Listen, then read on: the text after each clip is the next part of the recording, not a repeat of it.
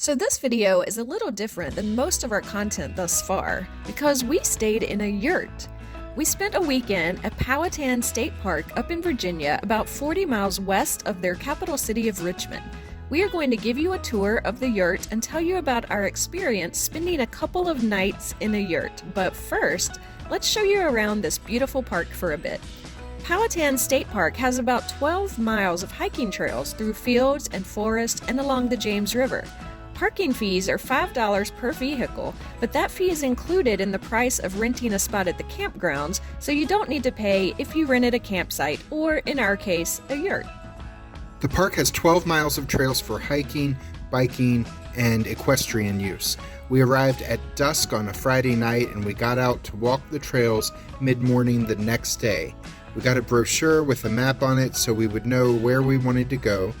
There are a couple of trails that will take you down by the river, and that's what we wanted to see most.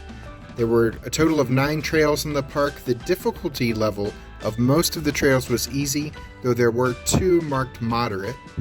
The longest trail was only 2.2 miles, but there were numerous points where the trails intersect, so you can kind of go from one trail straight onto another throughout the park.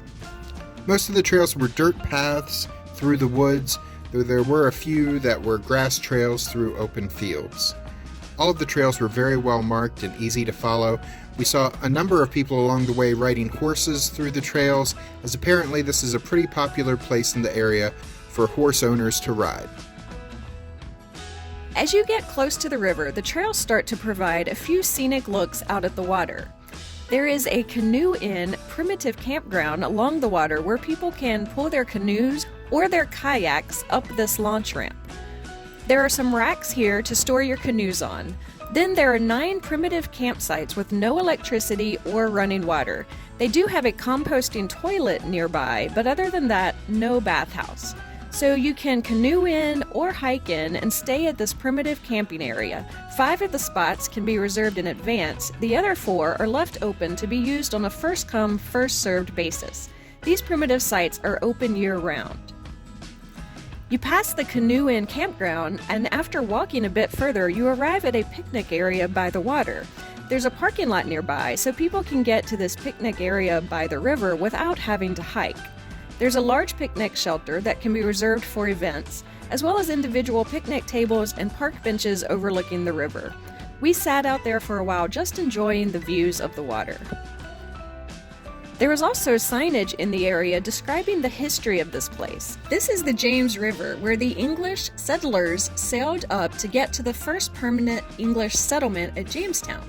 Captain John Smith, character from the delightful but historically inaccurate Disney film Pocahontas, led the exploration of this river. He made a map and detailed observations about this area and its resources, which attracted more settlers to the area. This park is named Powhatan after Native Americans who lived along the James River, but they did not, in fact, live in this area. This area was inhabited by the Monacan tribe, who were enemies of the Powhatans. By the way, if you're enjoying our video, please click the subscribe button along with the notification bell so you'll know when we have videos of more of our travel adventures posted here on our channel. Disturbingly, the thing that interested Alice the most was animal bones we passed along the way, such as these. After several minutes, I finally convinced her to stop photographing skeletal remains so we could conclude our hike. We passed a map stand with a larger map than what was on our brochure. It mentioned a historic cemetery along one trail that we hadn't walked, and cabin ruins that were located along another trail that we hadn't walked. We would never have had any idea these sites existed if we hadn't happened by this map stand and looked at it, because they weren't marked on our brochure map.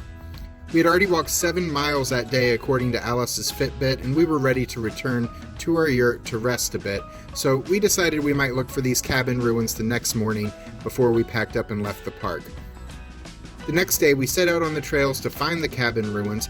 We were also interested in what the historic cemetery might look like, but the 2 sites were far enough apart that we really didn't have time to hike to both that morning. We did find the ruins of a cabin out along the trail, though. They were fascinating to see. The fireplace and chimney was still intact, as were the rocks that formed the base of the building.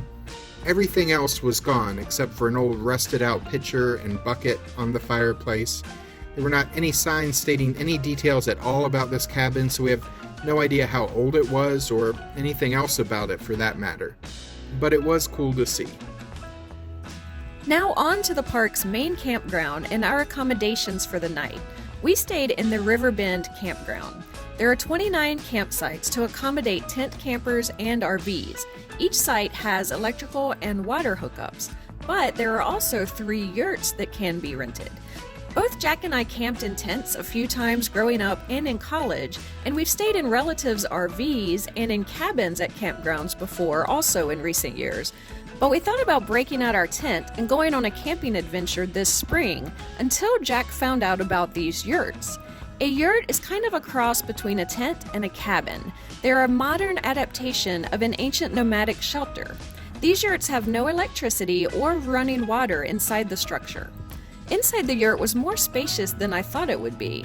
It featured a table with 4 chairs, a queen bed with a nightstand on each side. There is a comfortable chair and couch with a coffee table. And then there were 4 rocking chairs along the wall. Each yurt had a journal for guests to record their adventures during their stay. It also featured a pull-out twin bed that was stored under the queen bed in case you had a third person staying in the yurt.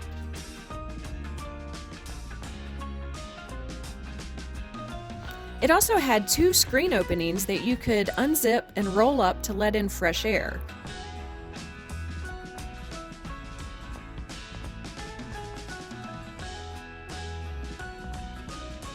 We actually recommend that you do this while you're out during the day if it's hot weather, because it felt like a sauna in there when we returned from our walk, even though the temperature that day was only in the 70s.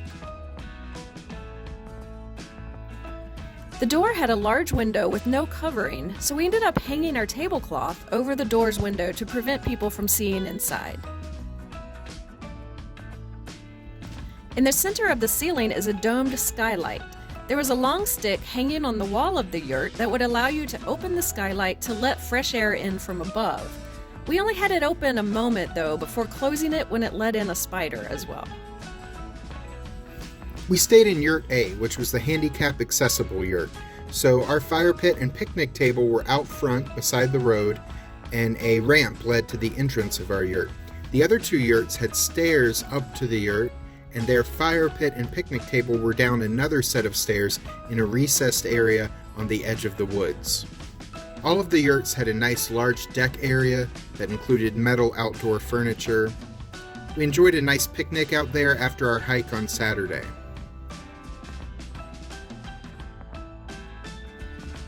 While there was no running water inside the yurt, each yurt had a water spigot outside the deck area. Just a short 2-minute walk away from our yurt was the bathhouse. This featured several private individual restrooms, including a baby changing station and electric outlets by the sink. There were also private individual shower rooms with electrical outlets and a mirror. These were all very clean during our stay.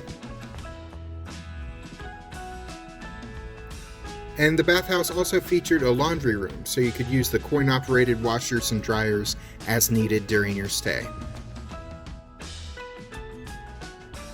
Near the front of the park is a playground and another picnic shelter that could be rented for group events. Rather than try to cook all of our meals at the campground, we decided to eat out one night. There's a small town about 15 minutes away called Goochland, and we ate at Rocco's Italian restaurant. The night we were out was prom night, so many places were crowded, but this one had a few open tables. It's a typical Italian restaurant serving pizza, pasta, and salads. Jack ordered a personal-sized pepperoni pizza, which he said was delicious. I ordered an appetizer sampler featuring chicken tenders, mozzarella sticks, and potato skins. I really enjoyed this dish. The chicken tenders were not quite as good as the rest of the sampler, but overall, it was good. When we got back to the park, we bought some firewood and waited for dark. We made a campfire in our fire pit to roast marshmallows. The chilly night temperatures made it a great night to warm up by the fire. Instead of making traditional s'mores, We saw a camping hack online that suggested using chocolate-covered graham crackers instead of the traditional chocolate bars and separate graham crackers. This was a good idea as it was less messy. There wasn't chocolate melting all over the place. Though by using the chocolate-covered graham crackers, there was less chocolate overall in the s'mores, so I might like it the other way taste-wise. But this hack creates less messy fingers to clean up at the end of the night. The yurts at Powhatan State Park cost us $75 a night plus taxes to rent. You do have to bring your own sheets or sleeping bags, pillows, and towels. We had a great time staying in a yurt. Our only complaint was how cold it got at night. We visited early in May, and it got down to 41 degrees Fahrenheit each night. We actually had discussed going in April, but pushed it back to May thinking it would be warmer. But it was still very cold at night. Fortunately, we saw the forecast in advance and brought a lot of blankets. We also wore layers overnight and even gloves and winter hats while we slept. We felt very cold whenever we came out from under the blankets, but as long as we remained under the covers, we stayed toasty. Staying in these yurts during the summer would have warm nights, so this wouldn't be a concern. But in the daytime, the temperatures in the mid-70s were perfect during our stay in May. 14 Virginia state parks have yurts to rent, but we did see that some in other states have electricity, running water, and even full kitchens filled with appliances. So I'm not sure why my husband picked one in Virginia without these amenities, but it did end up being a fun adventure. I'm Alice. And I'm Jack. Please subscribe to our channel and click the notification bell so you can see us the next time we're traveling through.